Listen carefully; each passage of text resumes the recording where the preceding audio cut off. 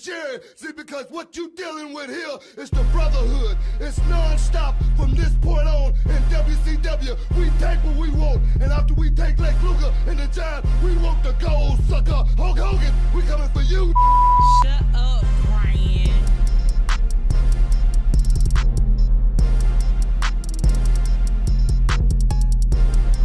Welcome to the pod. Welcome to Brian's World. I am your host, your big homie, the ambassador of Kansas City, Brian B. Shynin. Shut up, Brian. And I am so blessed and honored that you are here with me, spending time in Brian's World, because you could have literally been anywhere else in the world, but you're here with me, and I love and appreciate you for that, and I will not waste your time, because this week in Brian's World, of course, we're going to be diving into some specific players in Chiefs training camp that I have my eyes on. Two, as a matter of fact, players that we'll profile this week in Brian's World. I'll give you a little hint. They're both linemen. So, yeah, it's going to be some real football talk going down this episode as we creep ever so close to football season, baby. Does Kansas City have an accent? E40 seems to think so a little bit during his time on Family Feud. We'll dive into that. Hulk Hogan recently passed away, but he has a tarnished legacy, man. We'll discuss his legacy and everything inside of Hulkamania a little later on. Plus, a new segment I'm going to introduce, a Tubi movie review. This week's movie, Robocop. Never seen it before until this year, but yeah, I cannot wait to dive into that. Make sure you hit that subscribe button at B Shynin on YouTube.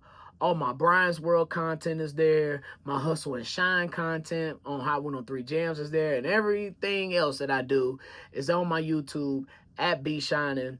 And then make sure you hit the subscribe, like button, and all of that for my fam at Foolish Club Media.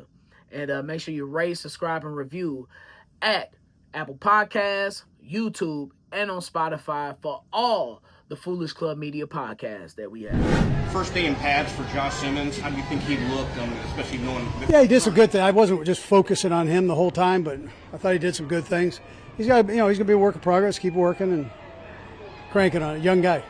I don't know if you know your coach how I know my coach, but I know how Andy Reid acts when he's emphatically in love with a player. I really do. Andy Reid is like, he's one of them hard to get love coaches. Like, he likes you a lot, but he's playing hard to get. He's playing hard to like, I should say, maybe. We'll go with that, hard to like. Because I feel like when Andy Reid really likes a player, he doesn't want to say anything positive, like outstandingly positive about them. He doesn't want to get people's hopes up, I guess. I don't know. And in this particular circumstance, I can completely understand why. Because left tackle was probably the Achilles heel of this team last year going into this season. And will I be damned? Did they not solve it in one offseason? Of course, we don't know that yet. But it seems like all signs are indicating that Josh Simmons is going to be starting week 1.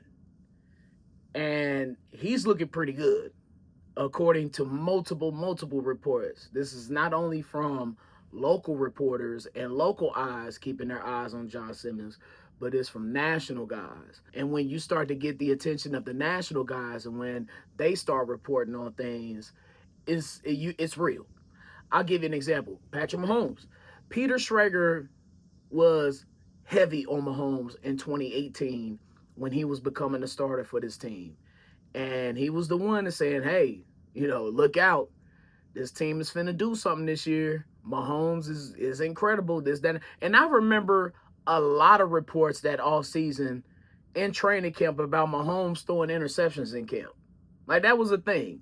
And I guess that might be a thing with a lot of quarterbacks in the NFL. But to have your blindside protection locked and loaded for the foreseeable future, it could be something special for this offense, because this team hasn't had a stalwart left tackle. I want to say Eric Fisher, but Orlando Brown Jr. came in and he did a pretty damn good job, especially in the Super Bowl against the Eagles.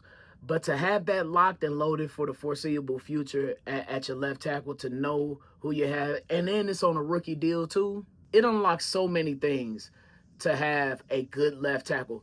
And here's, like, you don't even need to be like outstanding, even though I think Josh Simmons has the potential to be outstanding. But the Chiefs just needed somebody consistently cool, just to keep everybody off of Mahomes on his left side. And now, like, Andy Reid's system gets more creative with the time in the pocket that Patrick Mahomes is going to have. You know, I got a feeling that we're not going to be seeing Patrick Mahomes escape the pocket too early because he doesn't trust the blocking that's in front of him. You'll see more plays ran how they're supposed to be, as opposed to Mahomes getting out, scrambling, and making something happen. Solidifying that left tackle spot, to me, helps the entire line. You saw that the Chiefs had to make several changes last year. Damn it, we had our left guard playing left tackle in the Super Bowl. You know, there's a reason why, you know, players have specialized certain positions, and why you rarely see offensive line. I mean, you see offensive linemen move from center to guard, sometimes guard to tackle, like we saw at the Chiefs, but very rarely on a team that's 15-2 do you see something like that. And to have just everybody else just singularly locked in on their assignment and what they do, because when you have different positions, you got different assignments.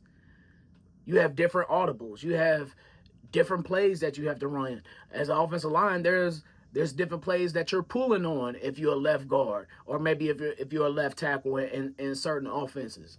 So it just helps everybody just focus in on specifically on what they're supposed to do, you know, as opposed to having, you know, a merry-go-round at these different positions. You know, fixing a known weakness after rotating 4 players.